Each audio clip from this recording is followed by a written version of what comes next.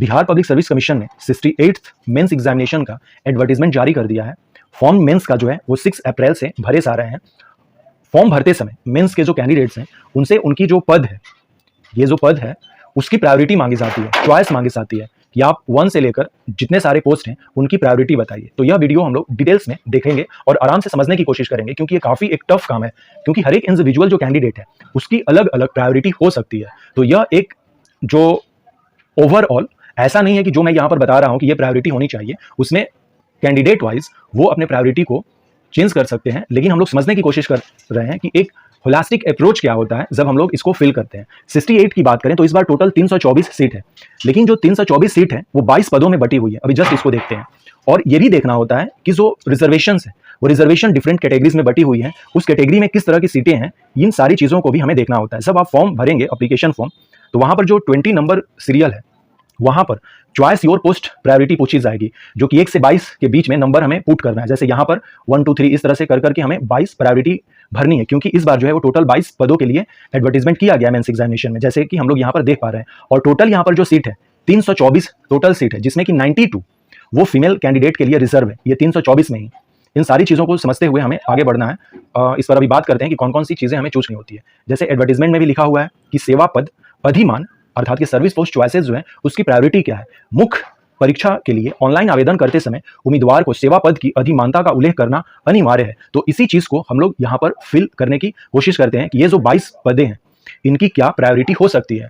इसमें टोटल जो है 324 सीट्स हैं, 22 पद में डिवीजन है और 3 लेवल है वेतनमान की, यानी कि जो पेमेंट है वो 3 तरीके से हो सकती है। एक है 7 लेवल का, 16 से लेकर 22 तक जो भी पोस्ट है ये 7 लेवल की है।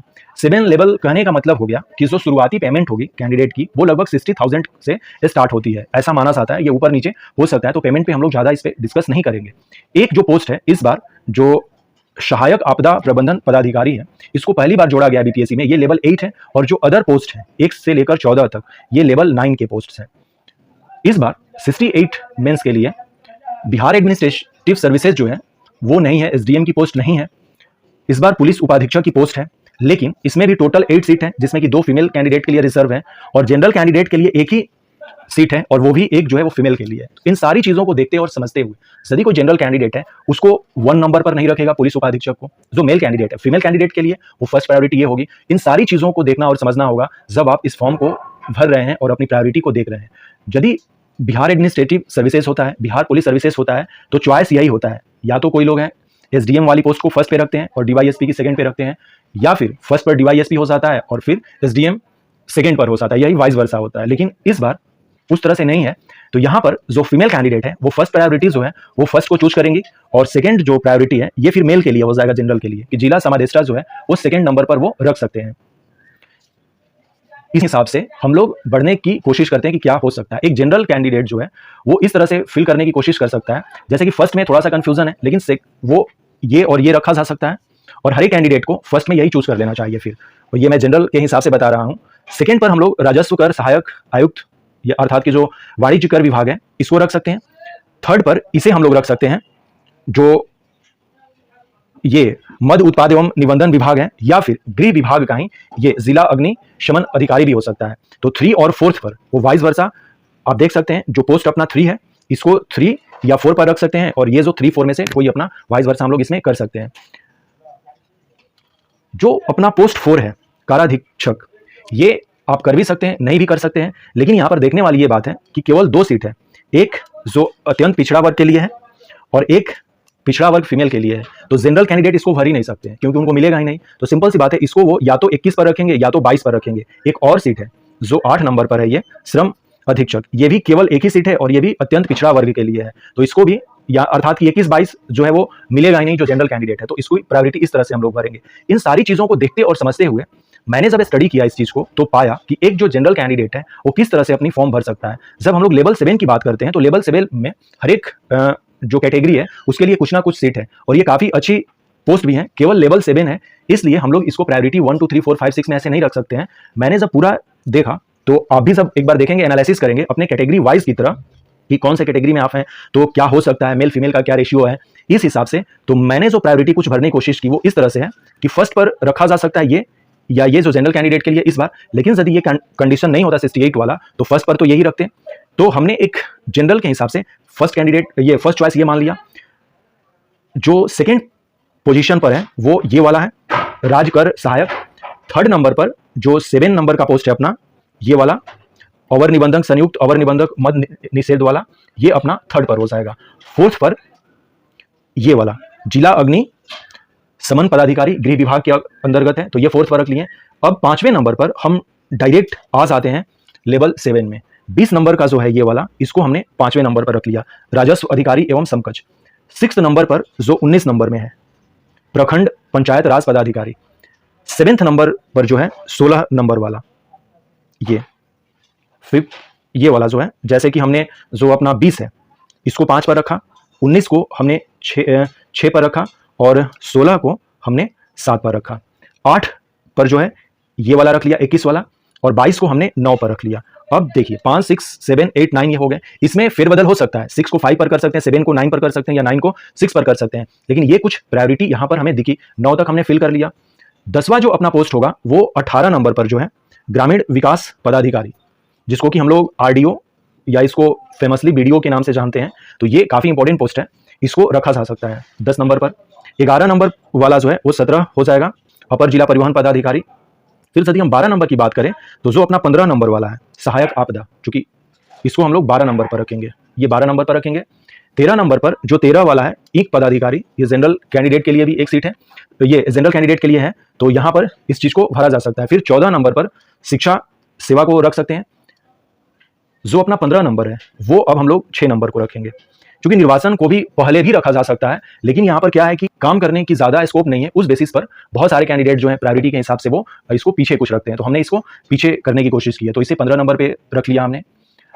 16 नंबर पर यदि हम लोग बात करें तो वो जैसे कि यहाँ पर जिस कैंडिडेट का है वो रख सकता है, नहीं भी रख सकता है। चूंकि जनरल है तो वो इसको फर्स्ट पर चॉइस कर सकता है कैंडिडेट, या जो फर्स्ट पर वो जो राज कर सहायक आयुक्त है उसको भी कर सकता है। तो 16 नंबर पर इस तरह से ये आ जाएगा। 17 नंबर पर जो अपना 12 नंबर वाला पोस्ट है, ये सहायक निदेशक दिव्यांगजन। फिर 18 नंबर पर जो 11 नंबर वाला पोस्ट है, ये 18 नंबर हो गया। 19 नंबर पर जो है हम 9 जो है ये नियोजन, जिला नियोजन पदाधिकारी। 19 और 20 नंबर पर PO वाली जो पोस्ट है 20, और 21 और 22 तो ऑलरेडी हम लोगों ने देख ही लिया है कि 21 भरा जा सकता है, और 22 जो है वो अपना फिर जो ये वाला पोस्ट है 8 नंबर वाला पोस्ट, ये 22। तो इस तरह से 21 और 22 को हम लोग भर सकते हैं, क्योंकि इसमें काफ़ी कंफ्यूजन रहता है। अब इसमें क्या हो सकती है कि प्रायोरिटी आपकी कुछ हो सकती है, एटलीस्ट कम से कम जो 1 से लेकर 5 तक है, इस प्रायोरिटी को हमें काफ़ी केयरफुल से भरनी चाहिए, और देखते हुए अपने कैटेगरी के हिसाब से मेल फीमेल रेशियो को देखते हुए, और कि किसमें कितना सीट है। अब लेवल 8, 9 और 7 की यहाँ पर बात नहीं है। यदि 7 में हमें अच्छे पोस्ट है, तो यदि हमने 4, 5, 6, 7, 8 और 9 की जो प्रायोरिटी है यहाँ रख ली है, तो कोई इसमें गलत नहीं है। अब आप ऊपर में रख लेंगे बिना इस चीज़ को समझे हुए, तो फिर दिक्कत हो सकती है। तो आई होप सो कि हम लोगों ने इस बात को समझ लिया, और ये वैरी करते रहता है टाइम टू टाइम। जिस तरह से वैकेंसीज आती हैं उस तरह से हमारी प्रायोरिटी भी चेंज होती है। तो मैंने 68 के पर्सपेक्टिव को कंसीडर करते हुए एक जनरल जो परसेप्शन है, जनरल प्रायोरिटी हो सकती है कैंडिडेट की चूज करने की, मैंने बताई।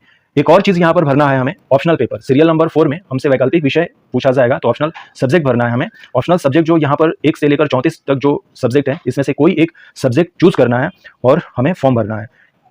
क्योंकि इस बार जो ऑप्शनल है, केवल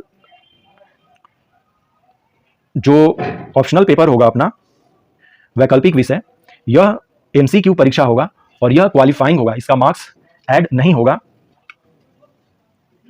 जब ये बनेगा अपना मेरिट लिस्ट बनेगा उस समय, इस बात को ध्यान में रखना है। और फाइनल शुल्क वगैरह की बात हो चुकी है, और एक चीज़ और इन्फॉर्मेशन देख लेते हैं कि जब हम लोग लास्ट में फॉर्म सबमिट करेंगे तो यहाँ पर कुछ जो सर्टिफिकेट्स हैं वो हमें रखने हैं। जैसे 3 सर्टिफिकेट तो काफ़ी इंपॉर्टेंट है। एक की मैट्रिकुलेशन सर्टिफिकेट, जिससे कि डेट ऑफ बर्थ पता चलता हो, मार्कशीट पर मेनली नहीं दिया रहता है, सर्टिफिकेट पर दिया रहता है डेट ऑफ बर्थ, और ग्रेजुएशन का सर्टिफिकेट और फोटो ID, ये तो 3 मस्ट है। और उसके बाद जो भी कैंडिडेट इसमें इंक्लूड है वो अपना सर्टिफिकेट दे सकते हैं।